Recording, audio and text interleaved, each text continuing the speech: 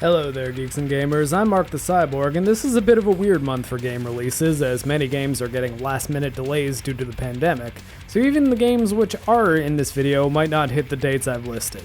But if you're getting bored during the lockdown and would like to know which games should be on the horizon, here are some of the interesting ones.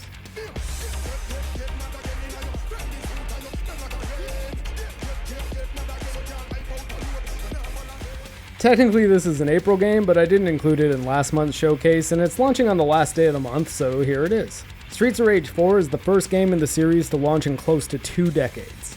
Back in the early 90s, Streets of Rage was the flagship beat-em-up on the Sega Genesis. The series had you choosing a hero and beating up waves of gangsters before a showdown with the boss.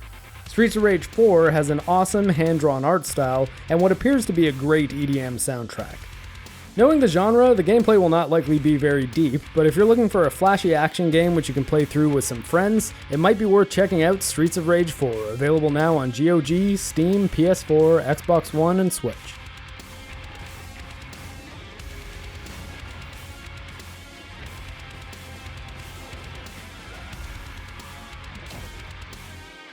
One of the few original titles launching this month lets you step into the fins of a baby shark on a quest to avenge its mother. Tripwire Interactive, the studio who brought us the awesome Killing Floor games, is unleashing its open-world action game, Maneater, on May 22nd. Maneater lets you hunt for food, harass humans who were foolish enough to enter the oceanic food chain, and even combat other apex predators as you consume nutrients and eventually evolve into a megalodon. If that sounds silly, it probably will be, but the game is aware of its irreverent tone. To complement this, the game will be narrated through the lens of a wildlife reality show, hosted by Chris Parnell, the actor who voices Jerry on Rick and Morty, as well as Cyril Figgis on Archer. Studies show that while sharks do enjoy deep house and trance, their one true love is hardcore German techno. Maneater will be available on PS4, Xbox One, Nintendo Switch, and Steam. I never wanted you to come. You make everything so hard. I wish you'd stayed away. I was a bit disappointed to have to cross one horror game off the list this month, as the awesome-looking Those Who Remain was delayed into June, but if you just need to feel that fear in your veins, Someday You'll Return might have you covered. Someday You'll Return is a first-person puzzle horror game in which you, as a father named Daniel, are searching for your lost daughter. The search leads you to a place from your childhood which you swear you'd never return to. There's definitely a lot of Silent Hill influences happening here, and while the game does not appear to have any combat, it does seem to force you to think your way out of some spooky situations. Someday You'll Return is only coming to Steam on May 5th, but PS4 and Xbox One versions are also in the works. Long ago, 2 great titans came into existence. The Bionis and the Mechonis. The titans were locked in a timeless battle.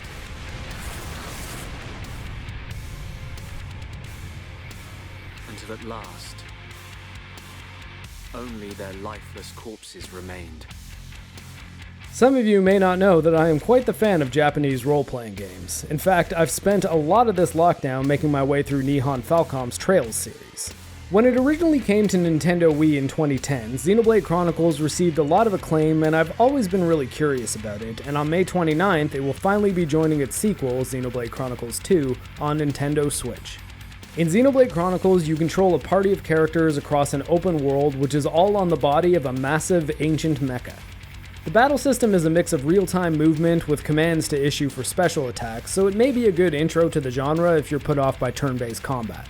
Hopefully the game holds up and I'll end up enjoying it when it comes to Nintendo Switch on May 29th, but after I've finished Trails from Zero, Trails from Azure, and Trails of Cold Steel 1-3.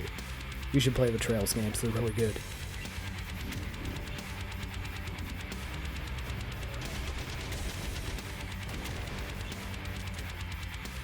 If you're not scared of turn-based combat, get ready to be, because the XCOM series will kick your cyborg and or human butt from here to wherever the hell the aliens in XCOM come from. The XCOM games are so difficult that the canon ending of XCOM Enemy Unknown is that you lost a game of XCOM Enemy Unknown. XCOM 2 has you pulling together what remains of humanity and starting a resistance. To do this, you'll need to recruit soldiers and command them through elaborate chess-like games, using creative tactics in order to win resources, develop technology, and put humanity in a position where the president can give speeches like this one. Today, we celebrate our Independence Day.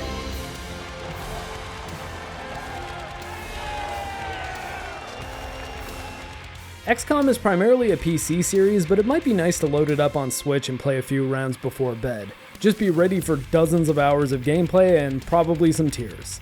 XCOM 2 is making its portable debut on Switch on May 29th.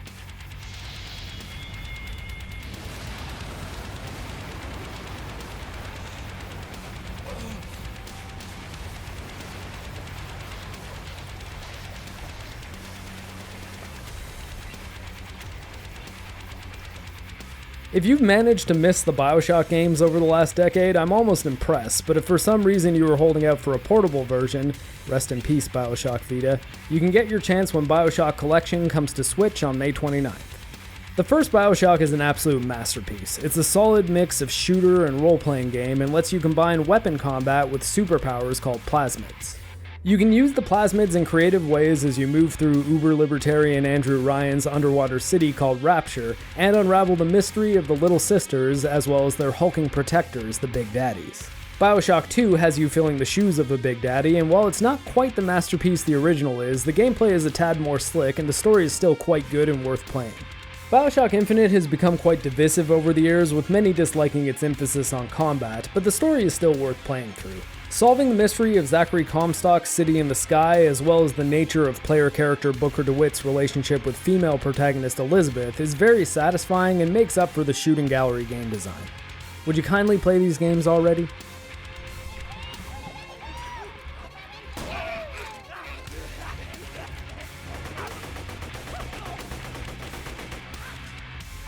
I've got to start off by disclosing that I've grown a lot of distaste over the past year for Gearbox Software and its CEO, Randy Pitchford. The dude sounds dishonest at best and like a crooked con man at worst, so I don't particularly like giving his games coverage, but I'd be lying if I said that he doesn't, or at least didn't, make some good games. The Borderlands series has never been a favorite of mine. While I like the original, I never got into the sequels, but they are well liked by a lot of people, and the selection of first-person shooters on Switch isn't exactly vast, so the Borderlands Legendary Collection might scratch an itch for you if you're looking for one. What can't be denied is that the value in this collection is certainly there.